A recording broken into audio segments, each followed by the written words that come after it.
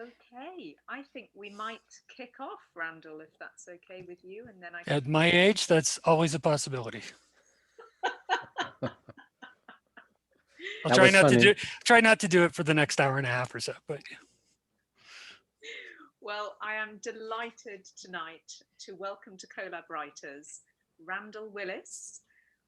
Randall, you are a multi talented creative.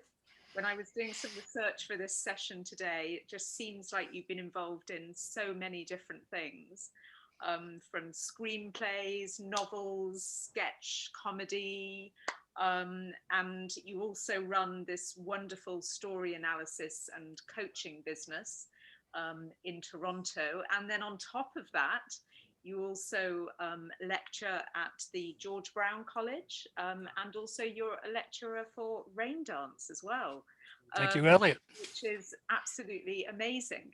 Can you tell us a bit about how you got into the creative world and where your journey started? Well, I was born a very small individual, and thank my mom for that. Happy Mother's Day. Honestly, I mean, the story almost does start that far back, but I promise to give you the shorter version. Um, as long as I've known, as long as I've been conscious, I've been a storyteller. I've been exploring my universe with story, right? And I am so grateful that that is my job today. I wrote short stories as a kid. My first screenplay was a sequel to Star Wars: A New Hope. I was 14 and wrote a 400-page handwritten pencil pencil screenplay. I'm sure it was terrible. Wish I still had it though. So yeah, I mean, to me, as a quiet, introverted kid with a lot going on in his head, storytelling was how I actually accessed people. Storytelling was a protective mechanism. So, it's always been what I've done. Even when I went into science, my first career was science. And even as a biochemist, part of what I was trying to do was understand the story of the systems I was working on. Um, so it was nice that eventually that kind of morphed into an opportunity to do magazine writing, to do comedy writing. And then I just ended up taking a series of workshops that kept telling me I could do this. There are names on a hit list I have of people who convinced me I was capable, because some days it gets frustrating and you just want to take those people out and smack them around a bit. But yeah, it's been a fascinating life, and I do amateur photography, and to me that's storytelling. You know what you take a picture of, what you choose to highlight in that picture, it's a story. So, and that's why, if you look at any of my business cards or something like that, I describe myself as a storyteller, just because it's easier than trying to figure out what my job on the card is, right? So that's the short version. That's amazing. So, do you think that doing something very difficult like science sort of helped you to be able to tell stories easily because of the difficulty of telling them in that sort of space? Yeah, it's again, just looking at systems that I was working on, and trying to figure out what they were doing, what they were telling me. I do think it actually does help in the storytelling development, and it gave me the freedom to just absorb what was there, because that's the thing about science. You can only read so much into things, and so really, as much as anything, you're recording what you see. Whether you can explain it or not is secondary. And there's a reason I don't do science anymore. I sucked at it. Um, but yeah, it's about just dissecting things and understanding things. And I think I do that with my sort of more literary storytelling as well. I'm not inventing anything. I'm just taking everything I've absorbed over the years and putting it back together again in a unique form. So, or relatively unique form. Well, it seems like you do it very well because you've received numerous accolades and many awards for your screen and teleplay writing. You were awarded the Best Animated Feature at the 2014 Nashville Film Festival for Tanks. Can you tell us a bit about Tanks? Because that sounds, you gave me the tagline, which was Finding Nemo meets West Side Story, which sounds fascinating. Yeah, Tanks is a perfect example of everything I tell my students about idea generation, which is don't filter anything. You don't have to know what it means now, but the stupidest thing that comes into your head can be gold. gold. So Tanks was me just goofing around with my notebook. Came up with was watching one of the Rocky movies, heard a song, and came up with a pun. I'm big on puns. I do apologize to everyone. And it sat in my notebook. I had no idea what to do. It sat in my notebook. I had no idea what to do. And then several years later, I should say, it turned into this concept of a love that can never be in a pet shop in Rochester, New York. And it was basically a freshwater fish falls in love with a saltwater fish. And what do you do with that? And it just became this quirky little bizarre story of two fish, one really sort of the gung-ho young guy, so very much, the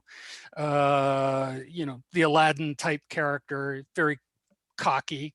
One, the princess, who's actually more than that on the saltwater side, and this sort of evil overlord who is an eel in the pet store. And it just became about them trying to live in the world and be accepted and figure out how to come together. And because I'm a science nerd, I already knew how to do that. That was the easy part for me. The rest of it was figuring out what else was going to go on. And I even tried my hand at songwriting, and I'm not remotely musical. I listen to music, and we can argue my tastes.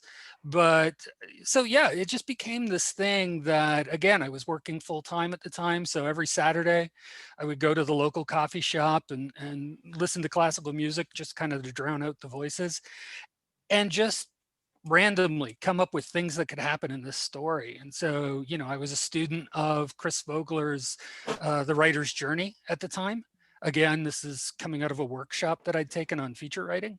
And so I was just following kind of that model and not worrying about a plot, not worrying about where things were going to go, letting things just kind of happen. And then believing I could pull it all together later, and remarkably I did. But the funny thing about winning the award for Tanks at Nashville, that year was the first year they had a screenwriting competition. And I had actually retired Tanks from competition. I mean, it makes it sound like an Olympic athlete, but I'd retired it from competition simply because I middling marks, did okay at Austin, did okay at a couple other places. And then when this competition came out and there was specifically an animation category, it was like, why not? I'll give it one last try. And lo and behold, it won. And I was, now on my resume, award-winning screenwriter. And it was brilliant. And again, I've seen Love from Nashville again. But yeah, so it was about coming up with something that was uniquely me. And I think that's something we're all looking to do. I warn my students, don't aim for something, just write where your heart is, right where your passion is. Because if you don't love it, it's going to be that much more difficult to convince anyone else to love it. When you're a more seasoned writer, I think you can write fundamentally anything. And I'm at that stage with a lot of my careers now, nicely, but it took a long time, and it does take time. So that's really good advice. And I know that you moved from comedy to thriller writing as well, because you were also a finalist for Children of San Miami. Did I pronounce that correctly? San Miami, yeah. That one sounds intriguing. Yeah, it's a murder thriller just because I love those types of movies. I'm not. I remember going to the Austin Film Festival years ago for their screenwriters conference and hearing somebody say, "You need to be the writer who," and they were talking about very much focusing your attention, and it's not something I've ever been good at. I'm fascinated by too much, and so the murder thriller was again just something where you know, I wanted to try my hand. I wanted to prove to myself that I was clever enough to write a murder thriller, um, because those things are so intricate. And you know, again, I did okay with it. It's a lot of fun. It's always a work in progress. Everything I own is a work in progress, even after it's finished. It's, you know, and it was basically, it was an excuse for me to go on a bicycle tour on Google Earth through northern Italy, because I'd never been, still haven't been.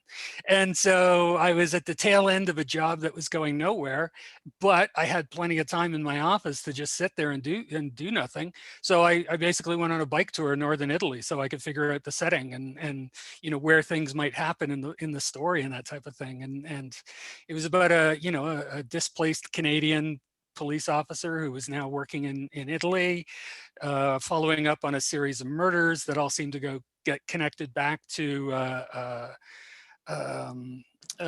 child abuse scenario. So again, you know, tapping into what was the zeitgeist then, sadly. And yeah, and it was, you know, again, it was, I so flew by the seat of my pants that I didn't know who the killer was until about halfway through the screenplay as I was writing it. And then it was just like, okay, now that I know who the killer is, oh, please don't, you know, give it away.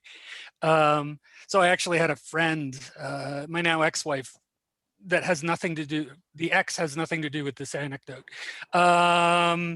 who I asked her to read it and just tell me when she figured out who the killer was. And what she did, because she's a superhuman being, is she actually gave the mental notes of who she thought was the killer throughout the screenplay. And nicely, she actually correctly identified the killer a couple times, but kept dismissing that person.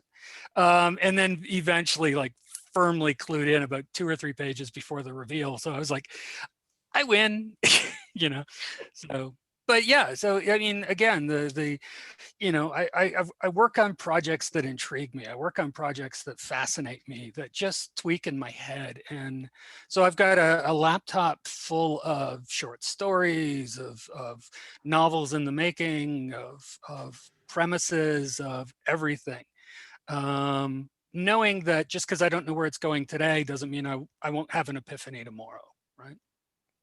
That's, I mean, I think that's a true creative, isn't it? You know, you're somebody who, you so many different things that you want to do and you want to create. And that's, you know, I think that is the sign of a true creative who's constantly being inspired as well.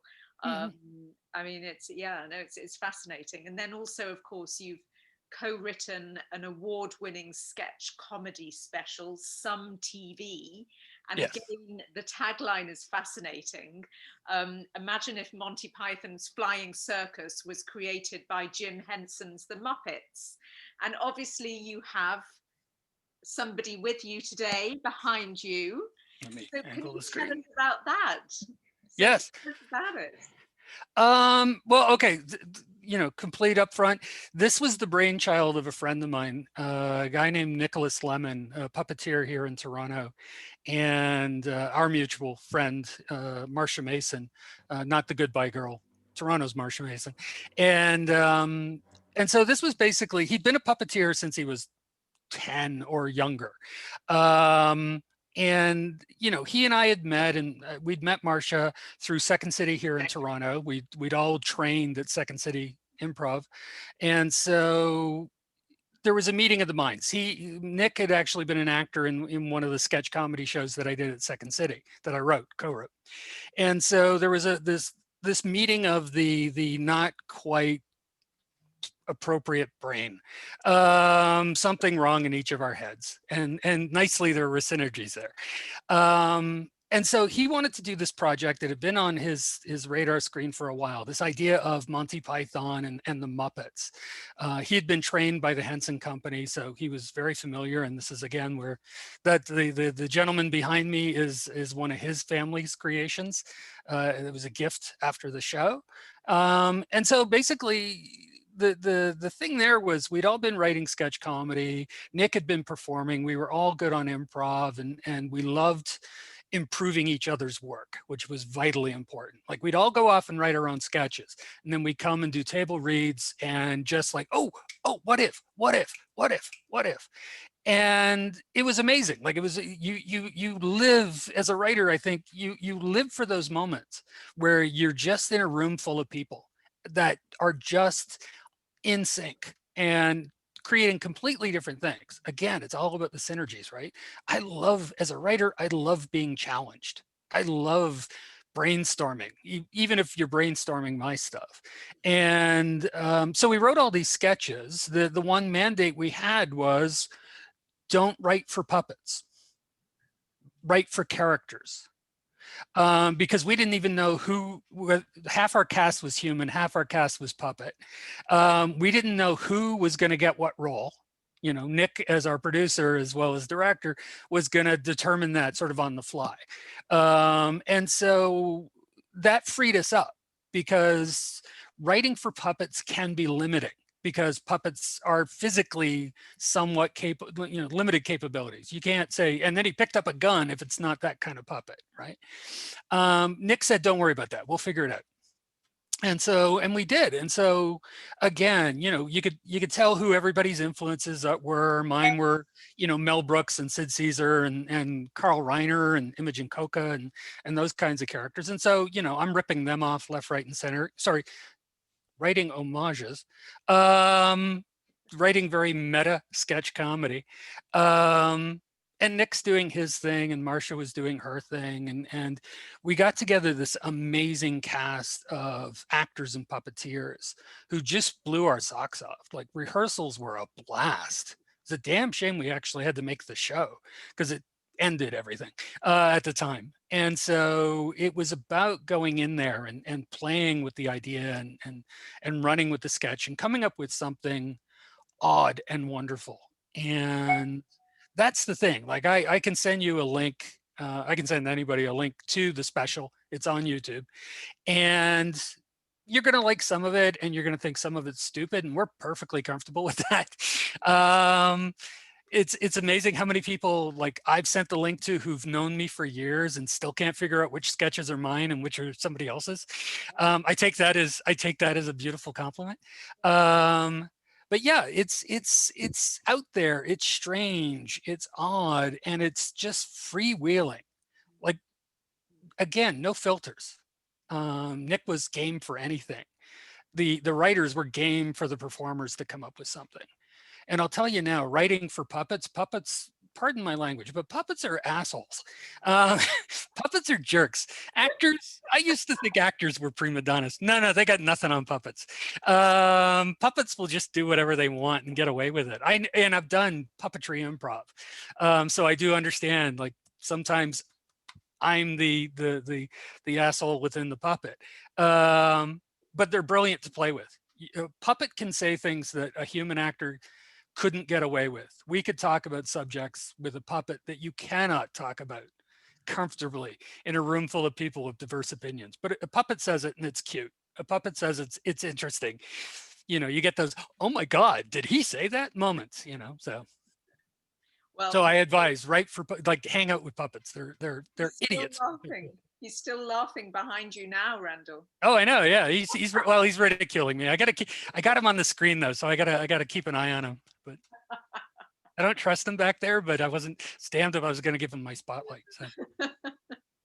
It's also really interesting what you say about collaboration, because Anjali, who's on the Zoom today, we write together, and we've found that when we read things back, we can't work out which of us wrote it.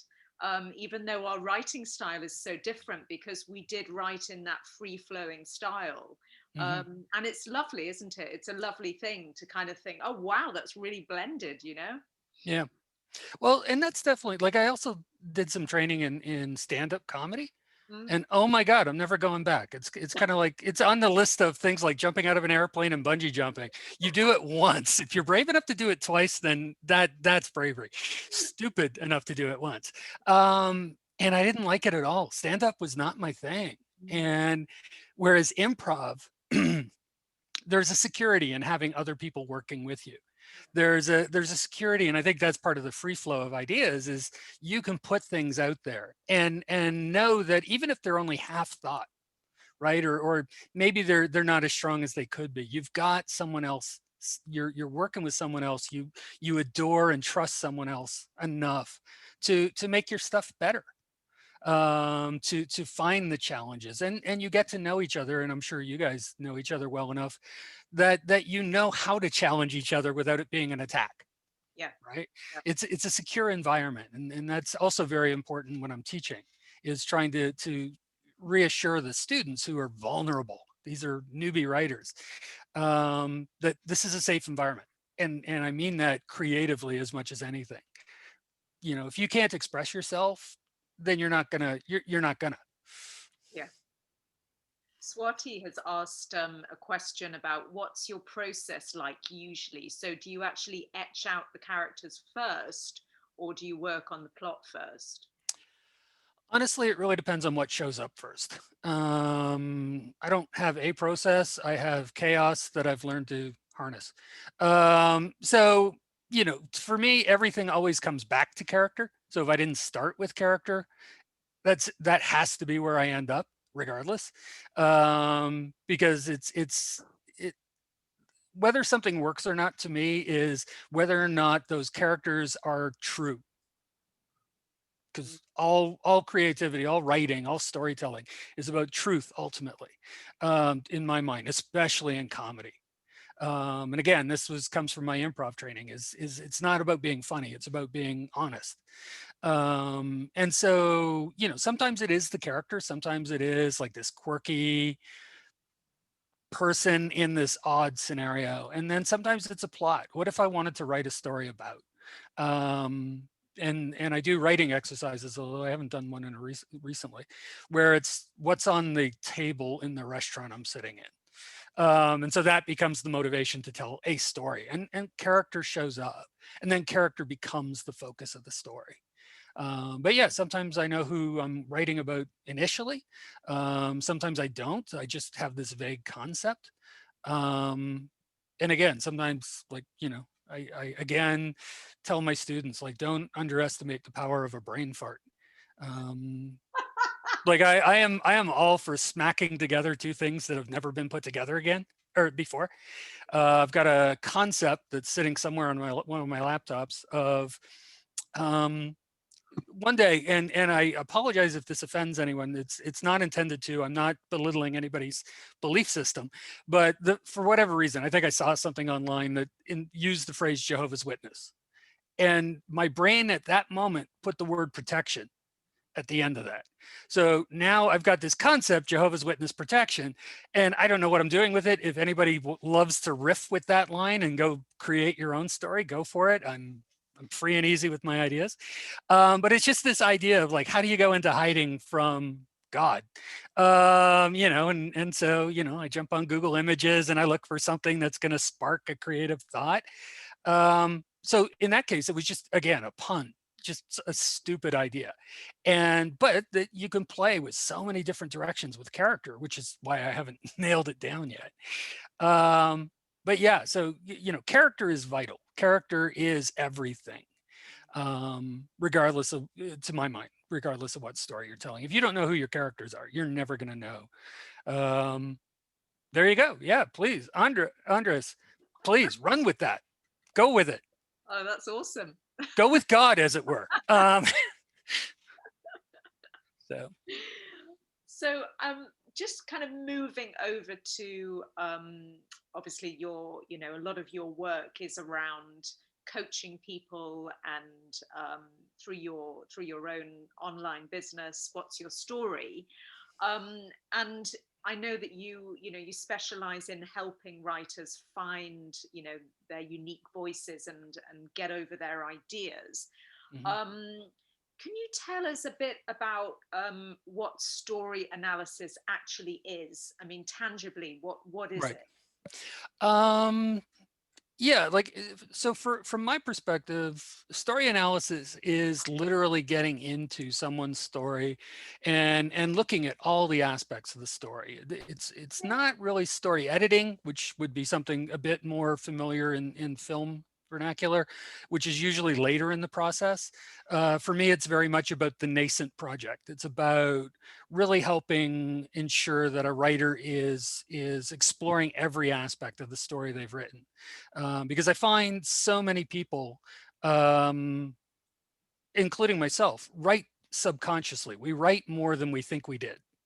That the story is so eager to get out of us that we're just putting in nuance that we're blind to in the moment because we're fixated on certain aspects, the conscious aspect of writing. And so part of my thing is to come in and actually look for those nuances, look for those aspects that I think, you know, a story, the writer could easily explore to find the themes, to understand their characters. Almost all of my feedback comes in the form of a lot of questions, which is about, you know, oh, well, you know, you've intrigued me with this, you know, what would you say is happening with this character in this moment? Or I noticed you've created this pattern of things, and maybe it's just me picking up a pattern, but I think you're trying to say something. You know, if you're not, cool, like we'll move on. You know, and I do this with the teaching at Rain Dance. I do this with the teaching at George Brown as well, is, you know, you give me a log line and I'm going to give you a page of notes. You know, you give me your 3-act structure and I'm going to give you 5 pages of notes, right?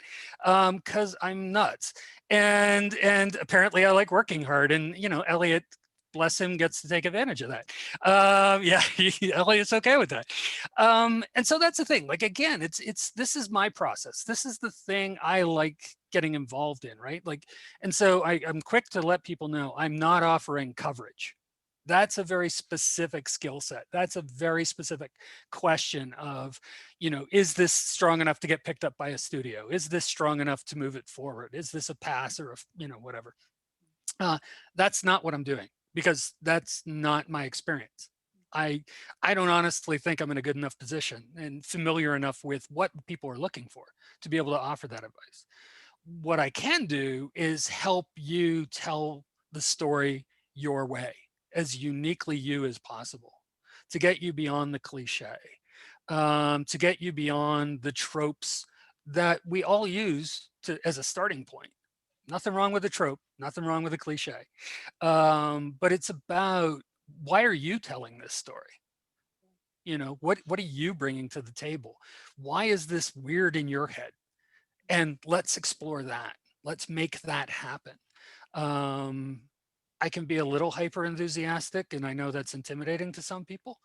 But, you know, love me or leave me.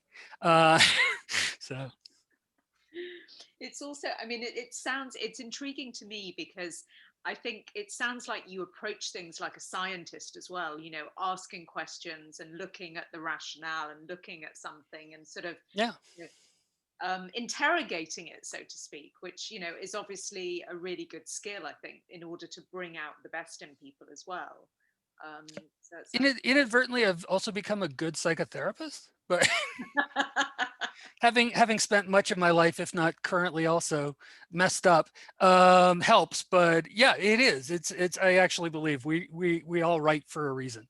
We all tell our stories for a reason, and so it is about asking questions and hearing the answers, because that's the other part too. Is my job is not just to sort of give you a bunch of homework and make you walk away. It's to then listen to your response and work from that, to see what you want to accomplish as we go through this process. And so, you know, I've done just one-off things where I've done analysis of screenplays and given feedback. I've done more sort of a coaching thing where it's a regular meeting as we develop a project. And, you know, everything belongs to everybody else. I have no vested interest other than I get paid for this. So it's not, you know, anything I come up with is yours, right? Is the thing, right? Like even if it ends up being something that I've instilled in the project, that's yours. That's your intellectual property. I'm just here to have fun with it. And I think anyone's capable of this, right? I think anybody who's done writing, who likes being creative, can do this. Not to undersell my own business, but it's just so much easier to see the challenges in somebody else, or the opportunities, actually, is a better way of putting it, the opportunities in somebody else's work than it is in your own. You're less vested, you're less terrified, because terror is a big part of this. Absolutely. I mean, it's Yeah, constructive, helpful feedback, isn't it? I hope so. Yeah. And I've read some of your blogs as well, Randall, which are excellent. Oh, I'm sorry about that. Love the voice that you write with in your blogs. But you've spoken of grounding force and emotional connection. What do you mean by this, and why do you think it's important? This gets back to what I was saying before about truth and honesty. And I, in knowing you were going to be talking about this, full disclosure, I get the questions ahead of time. That was particularly I think in reference to one of the movie reviews I did, which was for the Happy Time Murders, getting back to puppets again. Yeah, I'm talking about you. And there was a movie, again, the Henson Company. I have been fixated with puppets for a long time. And so I went in with great hope for this film. And there were amazing things about it, but it was an incredibly disappointing film. It was, if you're just going in to watch Puppet Anarchy, then you'll probably enjoy it. But if you're looking for something more, this kind of failed for me, because rather than being grounded in the characters, yeah, I'm with you, William. Rather than being grounded with the characters, what it did was it just said, how many jokes can we slide in here? It completely misunderstood. And it's funny because it is the Henson Company, so it was weird, but it seemed to completely misunderstand the wonder and charm of things like the Muppet Show and Dark Crystal and Labyrinth and all the other Muppet projects. Because it would touch on really serious subjects, like important, interesting subjects, particularly as told through the mouth of a puppet. And then it would completely let them go so that we could have a cow masturbation scene. And again, forgive the language, but it's their movie. Actual crabs. Go with that where you will. It was just sexual innuendo after sexual innuendo, bad puns after bad puns, and God knows that's close to my heart. And it didn't serve a purpose. It went away from the characters. There was no emotional connection, right? Again, you can have anarchy, but it needs to come from somewhere. It needs to actually, in my view, it needs to come from something out of the characters. It needs to be honest. Steve Kaplan, who I follow a lot, is a comedy guru. He talks about, you in comedy, you get the one lie. And I think this is true for all fictional writing. You get the one lie. You're permitted the one possible improbable, as he describes it. After that, everything has to be true to the character. If the character is nuts, but in a sort of directive way, then they can be nuts. But you get it. You understand the character. You understand what they're going through. Their reactions to things are logical in that person's mind, right? Everyone, my philosophy is very much all of my characters are the hero of their version of the story I'm telling. And so they have an agenda, they have a perspective, they have deep-seated fears and terrors. And Happy Time Murders just walked away from almost all of that. There were moments, there were snippets, and shout out to Maya Rudolph as the only human I have ever seen who can hold her own with puppets. Melissa McCarthy, bless her, couldn't out chaos a puppet in that film. But yeah, there were beautiful moments that could have been and just weren't.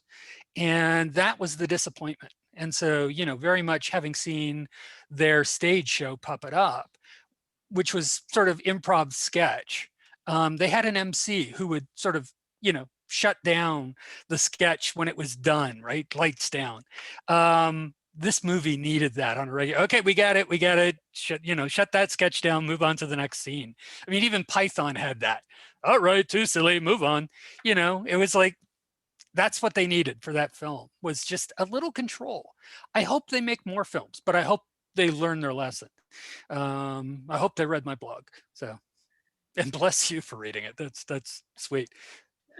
It's also ancient. I haven't written in 2 years or something.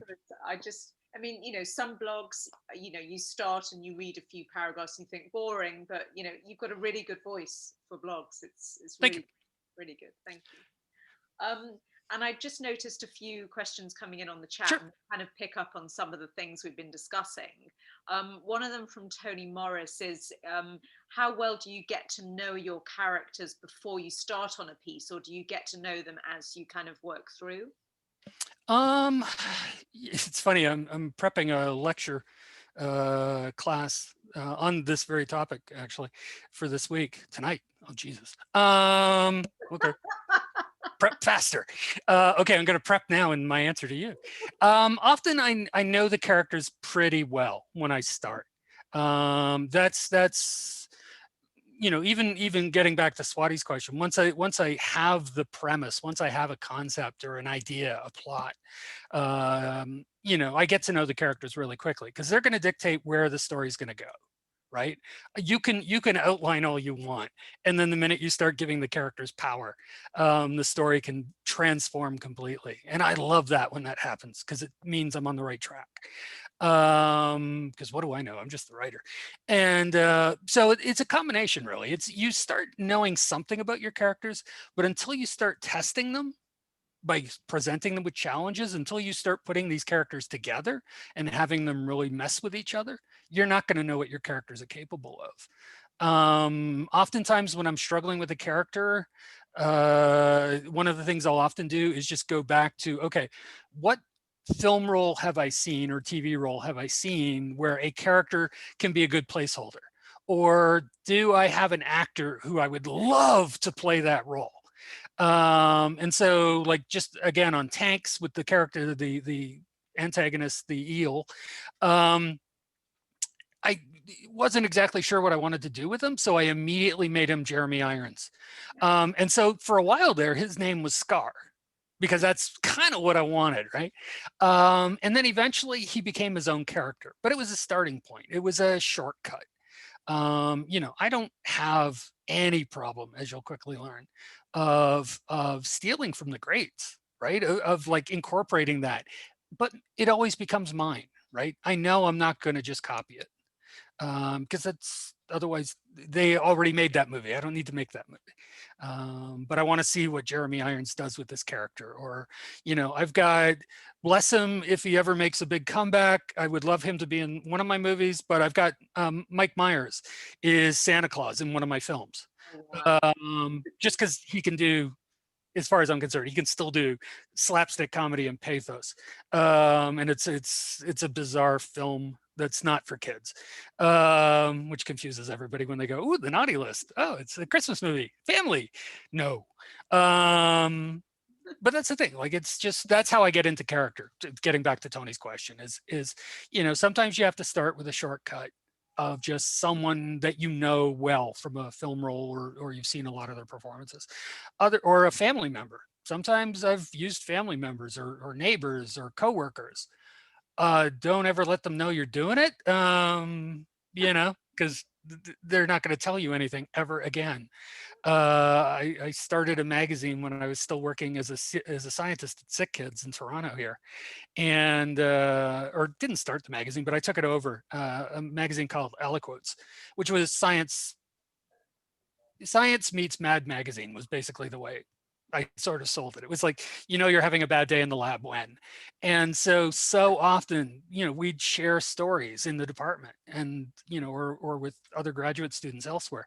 And, a month, 2 months, 3 months later, a version of that story would appear in the magazine, completely separate from the guilty or not so guilty parties. But and so, yeah, it's but you take from everything. Everything has potential to be a story.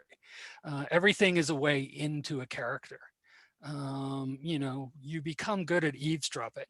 You become good at observing people. The trick is then not looking creepy. I'm a middle-aged white guy living near the waterfront and living in a basement apartment. Everything about me is creepy. So I am on every police blotter in every town around the world. So. Oh, there's some really good advice there, Randall. Yeah. Thank you. There's a couple more questions in here which I'm just going to ask, Sure. and they're kind of similar. One's from Andres, and the other one is from Stephen. And it's basically the question around, at what point do you approach studios? Is it when you think you've got a really good idea? Do you go with a treatment, or do you wait to have a solid script? Yes, yes, and yes. I think as far as approaching production companies and stuff like that, the more complete your work, the more you have to talk about.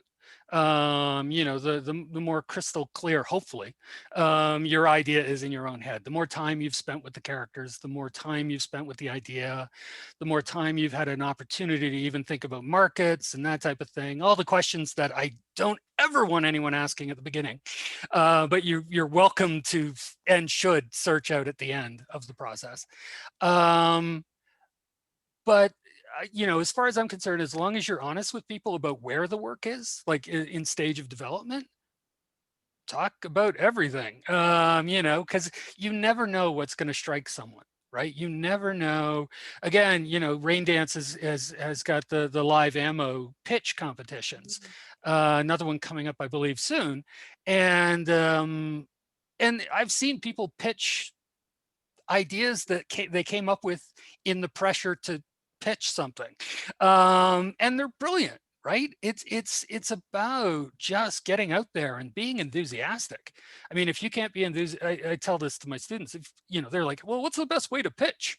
With enthusiasm, you know, with passion. If you're, again, I go back to it, if you're not excited about this project, if you're so in your head about this project, it's going to be difficult for anybody to get into it. But yeah, I don't have a problem with saying, you know, if you've got a great idea, you know, and it's really cool, but you haven't thought it all completely out yet, if you can pitch it, pitch it.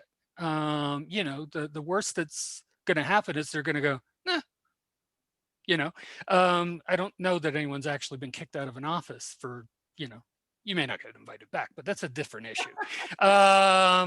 But yeah, it's like, but what, you know, the worst thing I think you could do is go, oh, I've got this great idea, and you know, you're pitching by the seat of your pants, and that's great, but you're over promising. It's like, oh, I've got, you know, the screenplay's almost done, and then they're like, oh, great, can you send it to us when it's ready? A couple weeks. Now you got to run back home and go, fuck, I got to come up. Excuse me, I got to come up with this screenplay in 2 weeks. Boy, this better flow as quickly as I sold it. So it's about being honest. It's about just letting people know where you are, because I think more than anything, people want to work with excited people. People want to work with creative people. People want to work with people who don't mind working.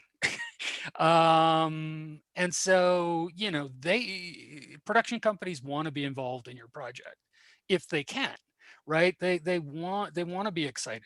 They don't want to be disappointed. Nobody does. You know, are there gatekeepers? Yes. Is their job not to make a mistake? Sadly.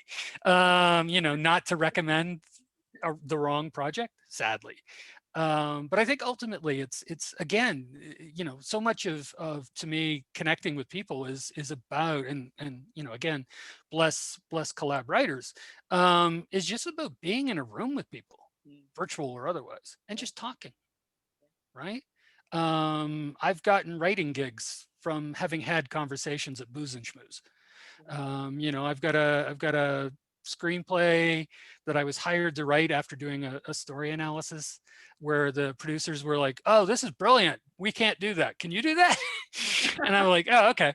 And so for 6 months I became a 17-year-old 17-year-old African woman, which was out of my Toronto lifestyle.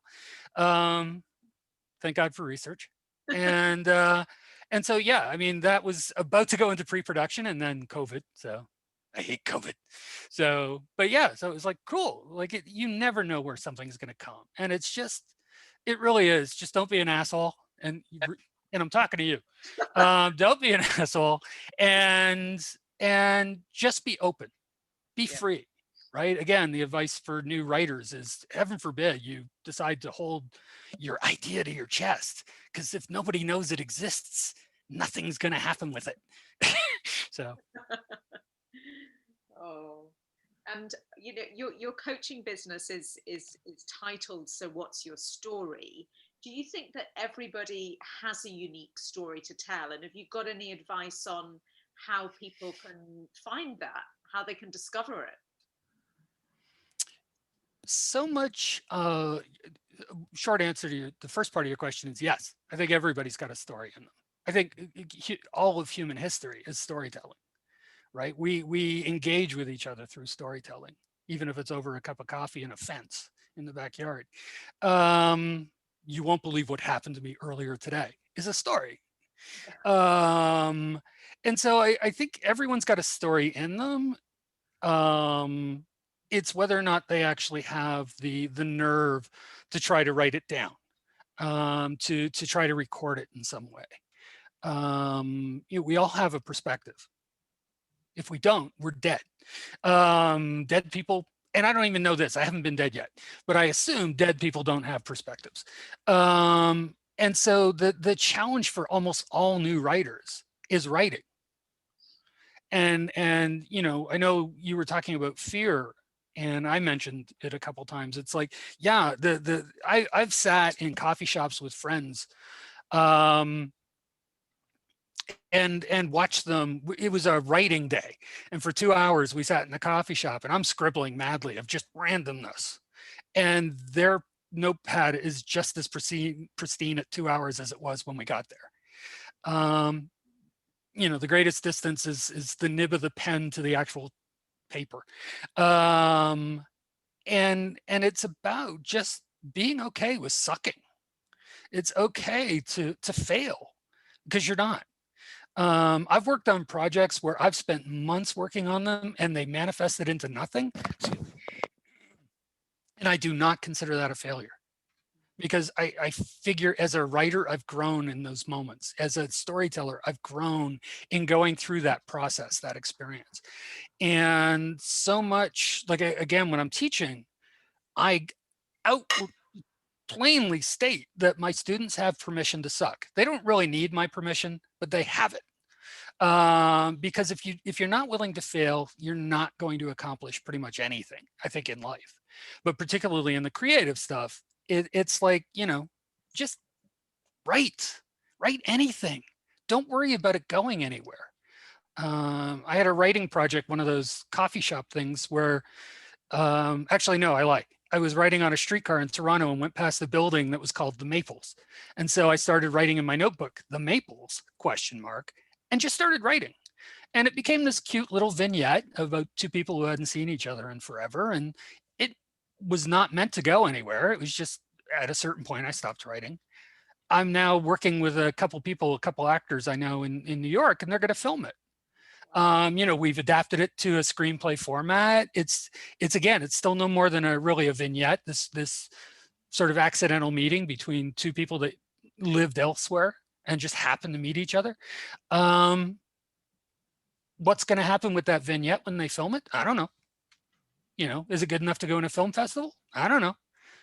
I'll send it to Raindance Film Festival regardless. But yeah, I believe in freedom. I believe in getting out of my own way. I believe in helping people just write, just express themselves. If you don't like writing, play music, take a walk, absorb the world around you. So much of people, I think, who don't think they have a story to tell is, one, the fear, and two, they're just not open to the possibility. Right. And, you know, I see these commercials for one of these little grammar things, these online grammar things, and they're like, writing is hard. And I yell at YouTube on a regular basis. No, writing is not hard. Writing is hard if you didn't go to school and learn how to spell and didn't take grammar, and even grammar doesn't matter anymore so much, sadly. Writing is not hard.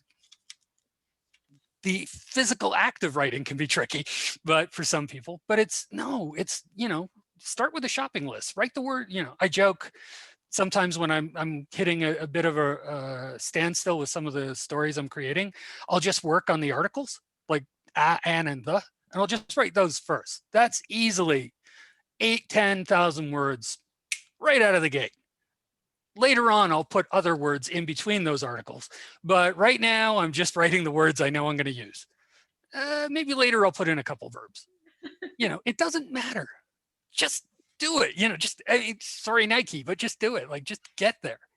And then take the feedback. Find someone to help you, whether it's me or a classmate. I'm big on taking classes. I'm big on participating in screenplay competitions or novel competitions or short story competitions. Not all of them are worth it, but there are a lot that I think are that can give you valuable feedback, and be around creative people.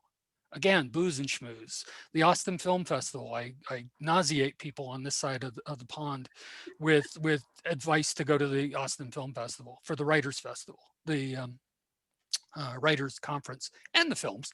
Although I think I attended 4 Austin Film Festivals before I actually saw a movie. And I say go more than once because your brain's going to bleed.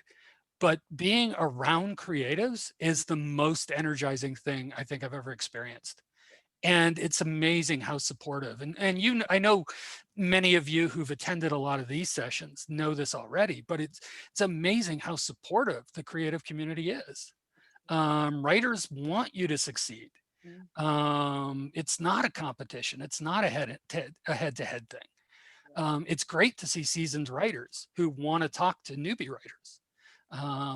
Weirdly, I'm somewhere in the middle now. I used to be just the guy that was not drunk enough to go talk to people, which is also how I describe the Austin Film Festival. It's 400 to 500 introverts trying to get just drunk enough to talk to each other. Not so drunk that they just can't talk anymore, but just drunk enough. So you mentioned in there about a sort of almost like a surrealist download that you have sometimes, just sort of going with the flow of things. Have you got any tips on how to actually get into that zone? I mean, you mentioned, go for a walk or do something else. Do you think that's how you access those sorts of things, or is it literally first thing in the morning for you? How does it work? These days, first thing in the morning for me is usually, who am I? Where am I? And which way is the bathroom? Okay. And not always in that order. So yeah, I mean, everyone's going to have their own thing. Everyone's going to have their own approach. For me, again, it's a piece of advice I give my students is all creative output, all creative experience stimulates other creative experience. So if I'm on a particularly dry writing period, I'll take my camera out and I'll go for a walk and I'll see what happens. Because I very much picture the brain as there's this creative center somewhere in there, and I'm like a molecular biologist by training. You'd think I'd have this down by now. But no, I think there is, if you will, a spiritual or creative cortex of the brain or the body or the soul. And whatever activates it, right? It's that spiritual, conceptual, creative muscle memory that gets things moving. And so sometimes it is, for me, it's just a walk outside to get away from the laptop, to get away from these bloody green walls that should be painted, to get away from that guy who just stares at me all day. What are you going to write now, huh? Yeah. You think that's funny? I don't think that's funny. So again, channeled schizophrenia. So yeah, it's whatever's there. It's listening to music. It's I share with my students the idea that, if you're going for a mood for a particular piece of writing that you want to do, find a piece of music that stimulates that in your head, right? If I go to Google Images on a regular basis just to look for things, like typing in random, I would consider acting and then tell you, no, thank you. You want me to improv stuff? I will improv till the cows come home. I'm doing it right now. But acting, no. The minute you give me the lines, then I get stuck in my head. But yeah, it's whatever. Like Google Images is great for me because I'm a very visual sort of writer, or at least I process things visually. And so seeing things, having ideas, Yeah, no, definitely. I got to get back to improv training, Emily.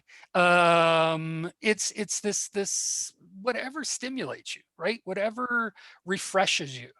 You know, even if it doesn't make you run home because you've got 12 ideas in your head, and shame on you for not having a notebook with you, or your phone. Come on, people. By the way, this is how you know I used to have a BlackBerry.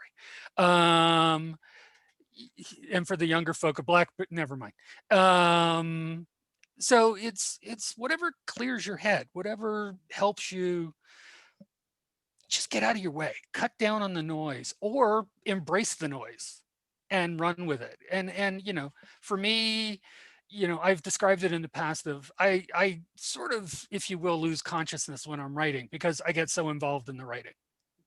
You know, am I still here? Am I just, you know, recording a movie, transcribing a movie that I'm see that nobody else sees yet? I think all of those are possibly true, right? I've joked about putting a mirror across from my laptop just to see if I look as angry as I am when I'm typing an angry scene, right? Like, you know, again, it was McKee, I think, it was talking about, you know, we incarnate every character that we create, man, woman, child, monster, right? We become every character. And I think you do, right? You have to channel it, you know. Right now, Swati is trying to figure out, you know, what bizarre creature she wants to be in her next film. And and that's cool, right? You know, be the Muppet, you know, be the vassal that the vessel that somebody pours something into. You know, again, an exercise with puppetry improv years ago was just putting on the puppet. And that gave me the distance to be whatever I wanted to be. The puppet was the character. The puppet bore the responsibility. So yes, I use YouTube. And so you can just have a puppet talking away and you, me, Randy, doesn't matter, right? Puppet does all the talking. So whatever helps, you know, what, find your thing and experiment and hear what other people do. And like a great question. You know, I'm always up for new craziness. Some people exercise. Yeah, I tried that. I can barely breathe, let alone create. Some really good advice there, Randall. Thank you. Yeah. Just going to another question in the chat, which is a little more detailed. I'll sit closer then. How vital is a spec script of a feature film, that it's 120 pages? What if it's 150 and the story's so good that the reader keeps turning? You know, would people, do you think agents or producers would still consider something over the 120? Um, I won't lie. You hand somebody something 150 pages long. Sadly, there will be an initial resistance. So you have cut off a lot of gatekeepers. They'll simply hold the thing and go, no, it's too heavy. So if you do 150 pages, do it, print it out on really thin paper. Use thinner electrons when you send the PDF. Don't screw with the formatting. Don't play with the margins. People don't like that. That's cheating. They figure if you're going to do that, what else are you going to cut corners on? So don't do that. I'm only being facetious with the other stuff. But I tell people, like, if you can hold someone's attention, if you out of the gate create interesting characters right away in interesting scenarios, if you can hold them for 150 pages, then that's a 150 page story and it deserves 150 pages. But again, it does limit you, right? I've read for Austin Film Festival, I've read for a previous incarnation of a Rain Dance screenplay competition and a couple other ones. And there are always those screenplays that come in and, you know, it's a challenge. And sometimes it's length, sometimes, I mean, there's also too short. Sometimes it's just the style of the writing. And you're always going to run into challenges when you're when you're not too, but when you're outside of what's within the normal parameters. That said, you know, find a way to make it happen. You may create an idea that's just going to take time to find the right person, the person that gets what you're doing. And I've got a screenplay like that right now that you know, chirped crickets in most of the competitions I put it into, like nothing. It did absolutely nothing. And I finally put it into one, and it was a semi-finalist for American Zoetrope, Francis Ford Coppola's company. And it was just like, okay, like somebody will get it, but it is challenging. And yeah, no, I do agree. Like if you can take that 150 pages and cut it down and still retain the strongest parts of that idea, great. I did see somebody make advice about breaking it up into maybe a short series. If you can do that, great. The great thing about streaming services is that, you know, there seems to be less a hard and fast rule of how long a thing is. So that's great for people creating television, because if your episode's 37 minutes, it's 37 minutes. You know, yeah, it's you know, we are shooting, like when I started doing this, it was 110 pages. We're down to, you know, 90, 95, exactly as Tony was saying, right?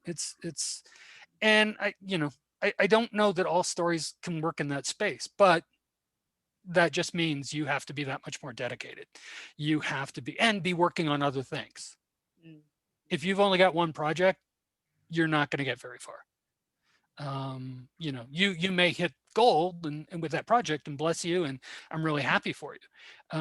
But it's keep creating, keep coming up with new ideas. Work, you know, the minute you slow down on one, this works for me. It doesn't work for everybody. The minute I slow down on one project, I'm on to one of the other ones. You know, yeah, it's because I need to keep moving forward. And I find whatever I'm doing on the second or third project helps me with my first project. Yeah. Because I'm not thinking about my first project. So the answers come. Or when I'm teaching, I can solve problems in my own writing. Oh, sorry to miss you, Andres.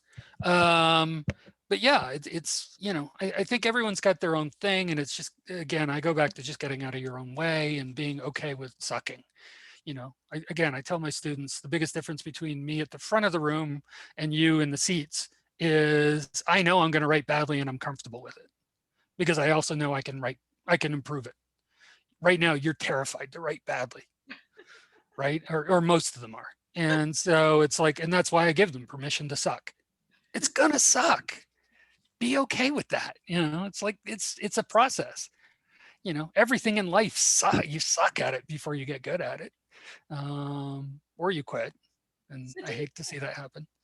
Do you think in order to sort of not suck at something so badly, do you think sort of creating like a one pager or a short synopsis actually really helps? Not that you need to be a slave to that, but do you think it does help to have that? I definitely think it, you know, whatever the length, I definitely think the ability to concisely describe what you want to work on or what you're trying to do, knowing that it's an evolving document, knowing that it's an evolving thing. It's a regular test in my mind of how well you understand what you're doing. And where maybe you need to work on certain aspects. Writing a one pager before you've done the first draft of your screenplay is tough because you don't always know where you're going, right? But that's okay. Like, so you write half a page, or you write off one page, but it's only about the first half of your screenplay, or it's only about the characters or something, or about the protagonist. But I do think it is, like, again, pitching is all about, why am I excited about this? Pitching isn't necessarily about the plot. Pitching is, if anything, it tends to be more about the characters. Again, Swati, you're influencing me. It's all about bringing it back to the characters. It's about bringing it back to why this is an important project, if only to you, right? And so I think it is about constantly going back and going, why am I writing this again? And then hopefully coming up with an answer to keep you going, as opposed to, yeah, this is stupid. Why am I writing this? Okay, so, and then don't throw it away because it may not be stupid later. I have a laptop filled with partially written documents. Yeah. And have had several laptop crashes. So now I have a backup. That's really good advice. Yeah. There's a question here from Stephen. With the popularity of streaming media, is it true that streaming media platforms are more likely to take TV series rather than films right now? Yeah, I mean, I can't speak to this from direct experience, but it definitely does seem to be they are looking for limited series more than they tend to be looking for films. Part of that, I think, comes from the idea of they're constantly trying to attract new people. And so this is also why I think a lot of them, like, okay, we'll use the N word, Netflix. Why Netflix is constantly canceling a series after a couple seasons, because no one signs up to Netflix to watch season 3. And their business model is signups, right? And so I think they're looking for something that will attract for more than an hour and a half, that will get you to come back. Although now with streaming specifically and binging, but I think even that's why you're seeing a lot of them where you can't binge them until, they're still, the episodes are still coming out once a week to keep you coming back. So I do think they are more interested in series, but pitch and pitch again. And I can speak less to developing a series, but it's a lot of it's similar to developing a feature, in the sense of, from a creative perspective. It's just how long the arc plays out in a lot of cases. And some of us are wordy, so so some of us want to be able to talk for a long time. Randall, I've just noticed the time. Are you Yeah. okay for a few more questions if there Sure. are a few? Yeah. No, happy to. Does anybody want to ask a question? Feel free to put your hand up, or just unmute yourself, or stick it in the chat. Oops. This is where everyone gets really shy and quiet. I know. It's okay to suck. It can be a bad question. Please. There's no bad question. Doesn't have to be about writing. I don't care. I have an opinion about pretty much everything. Oh, what are you working at the moment from Stephen? Mostly young writers. So like I said, I've got that short vignette kind of thing that I'm going back and forth with the actors on, and trying to figure out, that miracle of, I've written this beautiful line of dialogue, but heaven forbid you try to say it out loud. So these poor people are reading my stuff out loud. So I'm working on that. I've got a historical fiction novel that I've been working on for several years now. That will one day come to fruition. I'm going to have to take a novel writing class just to sort of kick myself in the ass to actually deliver pages, because I'm big on having deadlines. What else have we got? I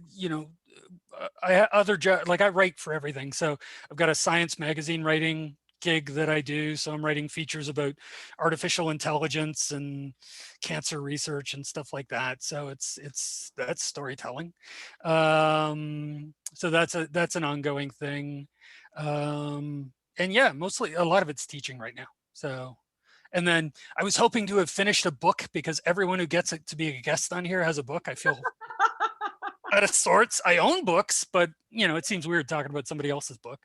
I like some of them, but it is weird. You'll just have to come on again when you do.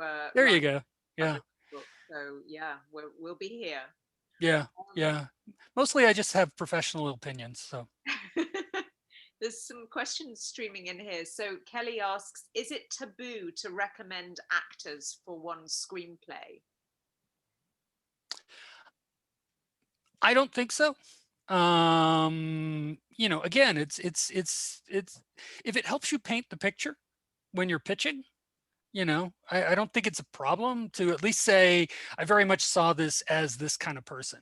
If you've got a personal connection to the actor, or some sort of connection to the actor, if they're a big enough name, it can actually help, right?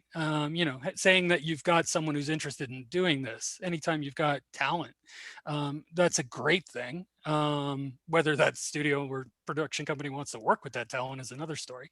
So there's always that back of your head caution of, oh, but if I say somebody, you might want to not pitch Woody Allen right now. But I don't think there's anything wrong with it. Again, to me, it's about painting the picture, right? Yeah. It's about saying, I really see this, like I've even described characters with actors in mind, which can easily date your screenplay. So you may want to update that every few years. But, you know, one of my characters is like if Joe Pesci were a guppy. Eventually I'm going to have to change that reference because there's going to be younger and younger producers who don't know who Joe Pesci is.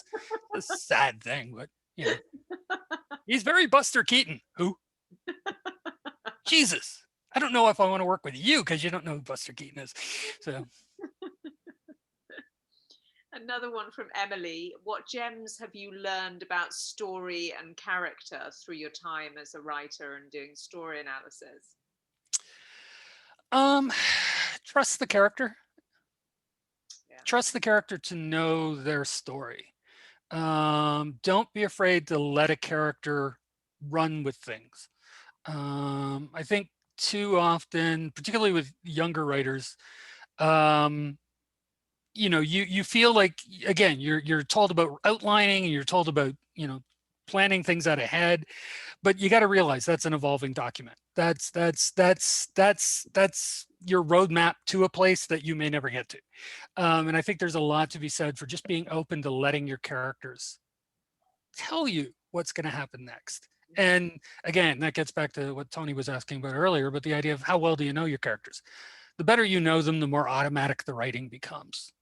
I'll never tell you the writing's going to be easy, but you're going to find you write more quickly and for longer periods of time when you know the characters well, because you don't have to think about what's going to happen next. You're welcome. So Yeah. I mean, do you do that thing? I know some people sort of, you said that you're visual, you know, do you or do you get somebody else to draw them so that you have an image in your mind and you then sort of, you know, right. I don't know. I've never done that specifically, but it's even for me, it's interesting about how quickly that mental image, at least, comes really quickly. And again, it's oftentimes this is where I'm going back to a well of familiar people, right? So if I'm thinking Jeremy Irons, if I'm thinking, there's an actress who used to be on Mad TV, who has a distinct voice and a distinct style, and it's like, you know, and so easily when I would write certain things, it would be with her voice and it would be with her physicality, right? So it was a go-to, and it was really just about what's the character beyond that, right? Beyond the starting point. But yeah, so often it is about literally seeing the scenes play out in my head, or jumping online to go like, what does this environment look like? If it's something I'm not familiar with. Again, I am not a 17-year-old African woman. So I had to do a lot of visual stuff for that. And luckily the producers were of African Canadian descent. So they were able to sort of back me up on a few things and correct some of the things where I was like, yeah, no, that's not going to happen. So, but that's the other thing too. I think any writer should be allowed to write on any subject. Yeah. But if it's not you, if your characters aren't you, your specific background, then you owe it to people to do your homework. You owe it to people to do your research. And this is even me saying, like, I've got a story set in Eastern Canada. I'm not in Eastern Canada. So part of that process of writing that story is going to be a trip at some point to Eastern Canada. Just sit, listen, observe, and respect, and drink that in so that I can do justice to who these people are, even the antagonists. I mean, I suppose that's also where, you know, that's where you come in as a story analyst as well. And also if one was to have readers or people in a collaborative community to come in and sort of give views on things, you know, again, it's very helpful to have that because people are coming from different perspectives and, you know, different backgrounds, and that is all very useful. Mm-hmm. No, totally. It's like, you know, again, so many things come out of things like table reads, inviting your idiot friends over. And if your idiot friends happen to be actors, all the better. But, you know, people who can do cold reads, you know, try not to put out too much wine before it starts though, because you hear things, you hear things just as the writer, right? You know, and then on top of that, yeah, you do get different perspectives. I'm not a woman. So I'm very in tune with hearing what my female writer friends and just my female friends in general, who I expose these stories to, what they tell me, the feedback they give me. I'm still the writer, so I'm still the final arbiter of what happens. Yeah. But again, I want to be as respectful as I can without being politically correct per se, for the sake of being PC. Because I think that kills creativity. Yeah. I'm just going to ask these last two questions and then Sure. we'll let you get your day back, Randall. Don't leave me. I'm so lonely. Okay. There's one from Stephen. As a writer, is it a good idea to get an agent before pitching to studios, or a good lawyer? It's always good to know a good lawyer. Definitely, because you're not trained to think about a lot of these things, a lot of these logistical, making sure you get paid things. I've been my own lawyer a couple of times. So far, it hasn't bitten me in the ass, but it will one day. So as far as the agent or even a manager is concerned, I mean, a lot of these things are going to happen at the same time when you're first starting out, because almost all of these people are going by referrals. So even getting an agent is not necessarily a matter of walking up to an agency and going, "Hi, I write good," and them going, "Oh my God, yeah, you do. We should talk." So a lot of it's going to be about, again, going back to hanging out with the environment, hanging out with people that are repped, not for the sake of being with people that are repped, but just being a good person and hanging out and being interested in what other people are doing, connecting. I'm moving away from the phrase networking because I think that's too mercenary. If you're not connecting, if you're not being honest, screw you. That's how you're going to get in on any of these things, right? One of my drinking buddies from an entirely different aspect of my life is now dating someone who runs a production company. Suddenly I have an in a production company, as long as I don't drink too much.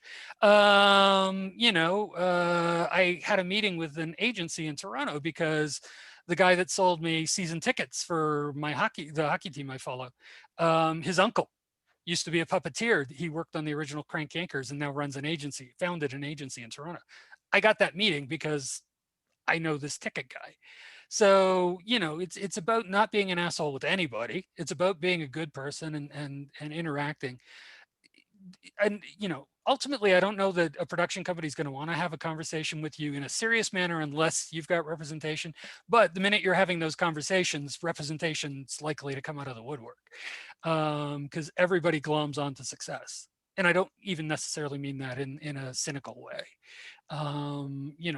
Confidence, happiness, and goodness breeds on itself. I really do believe that. I've had so many miracles happen in my life just simply by being available, by being open to helping other people, by being a good community member. And I've been blessed, and I've had past jobs where it's like, when I don't want to do it anymore, I pass opportunities on to other people I know in that industry. Just because it's about being a good neighbor, and it's like, if we all rise, it's going to be better if we all come up together.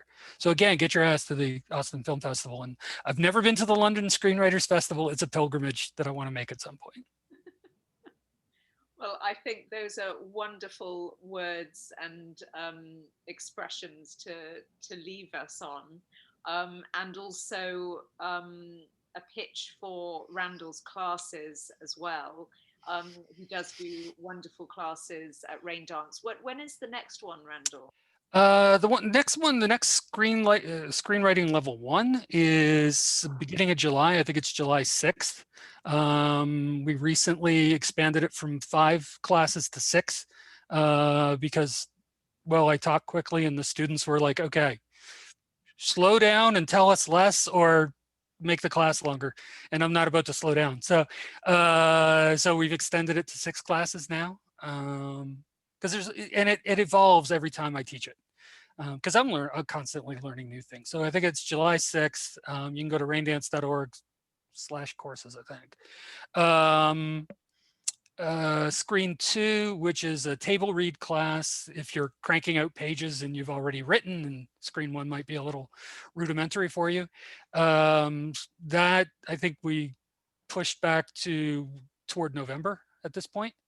And then, like I say, I mean, definitely got to plug those for Rain Dance because of Elliot, but and then, you know, just look for me, right? I'm always up for a conversation and not going to bill you for that initial conversation. So, well, I would have said take me for coffee, but it's not happening right now. But that's at sowhatsyourstory.ca. Is that? Yeah. Yeah. Yeah. I'm gonna put that. So I'm going to put it in the chat so that people can save the chat and know where to find you. Ah, very good. And then, yeah, you've been recording this, so when you post it, to YouTube, I'll add a link to my crazy Some TV thing as well, so you can ridicule me and try to figure out which ones I wrote. So well, we look forward to seeing those. Yeah, it's weird. Randall, it's been absolutely delightful. I could talk to you all night, and the Muppet behind you as well. Yeah. Once he gets talking, hey. You think I talk a lot? It's been really good fun, Randall. It's Thank been you brilliant, so thanks. much, and for all those pearls of wisdom as well. Yeah, I'm looking forward to the recording because I have no idea what I said. So. You sounded great. That'll be the start of my new book. Yeah. Absolutely. Yeah. Conversations with Jenny, because I don't know an Andre. Thank you, Randall. And we look forward to having you back when you've finished a book. Yes. I look forward to, you will be the first people I talk to. Possibly the only, but at least the first. Yeah. And thank you everyone who stuck with this. Even those who had to leave early, I still question why, but okay, fine. So. Thank you so much. And thank you everybody for joining tonight, and see you next month. Thank you. Yeah. Take care, everybody. And Thanks, keep everybody. being creative. I'm going to look out for every one of your names. Keep being creative. Thank you. Take care. Thanks very much. Take care. Thank you. Thanks. Bye, Allison. Bye. Bye, Randy. Good to see you. You too. Damn shame we only live next door, you know. I know. I can probably see your house. Yeah. I'm uphill though. Yeah, that's always limited our friendship. It's bigger than the